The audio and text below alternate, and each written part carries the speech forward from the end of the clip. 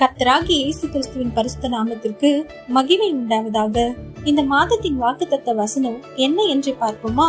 1 தெசலோனிக்கேயர் 5:17. இடைவிடாமல் ஜெபம் பண்ணுங்கள். ஆமாங்க, இந்த ஜூன் மாதத்துல ஏசப்பா உங்களை ஜெபம் பண்ண சொல்லுறாரு. அதுவும் இடைவிடாமல் ஜெபிக்கணும் என்று சொல்கிறாரு. ஒரு விஷயத்த நல்லா யோசிச்சு பார்க்கலாம். இதுக்கு முன்னாடி நீங்க நல்லா ஜெபிக்கும் போது அநேக அற்புதங்கள், அதிசயங்கள் உங்க வாழ்க்கையில நடந்திருக்கும்.